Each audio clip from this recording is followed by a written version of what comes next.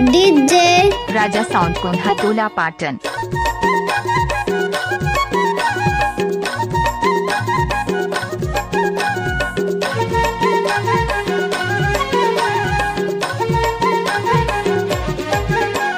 लेना गोरी गमछाला कुछ भी बोलते हो है ना।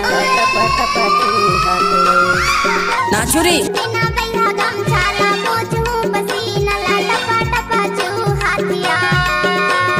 टपा टपा चूहा के वो हाय गोरी टपा टपा चूहा। रे डीजे वाले छोरे अपनी स्टाइल में बजाना। एक बार मौसम नाच के कुल्हाल मटार में वो कैसे कर धस रे लेवा दीदी टपा टपा चूहा के वो।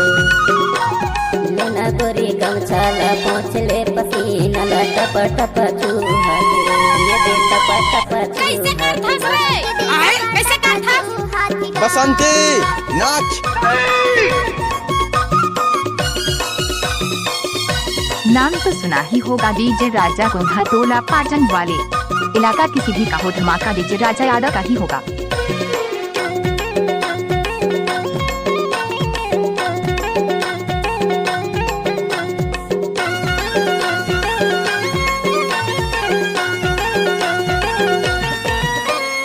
काला काला बाल तोर हिरनी जैसे चलो चल चलना धूप माटी गाड़ी भर मत दे कुछ भी बोलते हो है ना। कुल्हाल मटार में वो इलेक्ट्रो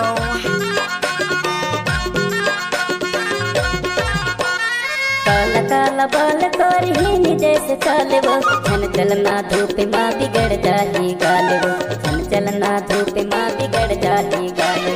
लेना गोरी गमछाला पहुँच ले पसीना ला टपा टपा चूहा के वो। ये लेना गोरी गमछाला पहुँच ले पसीना ला टपा टपा चूहा के वो। ये दे टपा टपा चूहा के वो।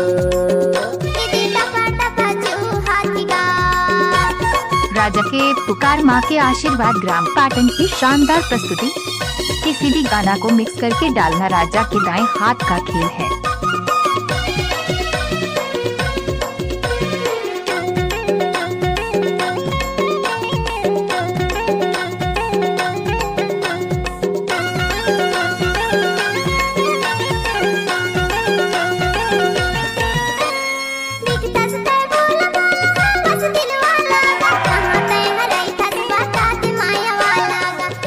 टाइम लगते ना वो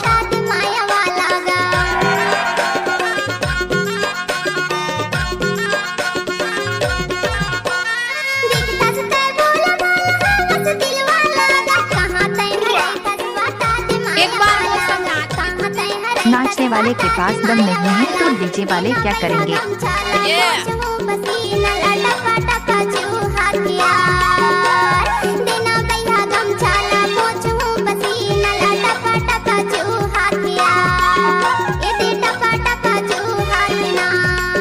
ये दे टपा टपा चूहा के वो। डीजे राजा यादव ग्राम पाटन दुकान टोला वाले। आप सुन रहे हैं डीजे राजा यादव का मिक्स किया हुआ गाना। न्यू CG सॉन्ग लेकर आ रहे हैं डीजे राजा यादव पाटन वाले।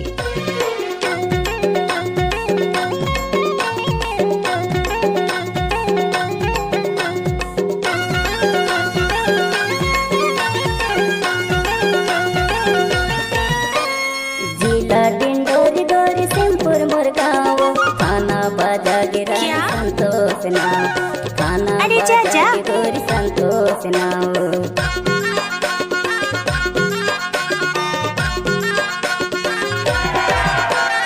जिला डिंडोरी डोरी सिंहपुर मुरगांव थाना बाजा गिरानी संतोष नाव थाना बाजा गिरानी संतोष नाव।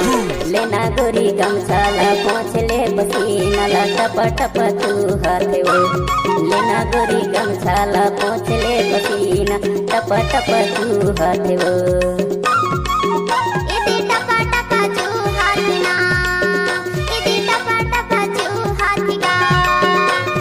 टपा टपा चूहा के वो हाय गोरी टपा टपा चूहा के। नाम तो सुना ही होगा डीजे राजा कोंढा टोला पाटन वाले।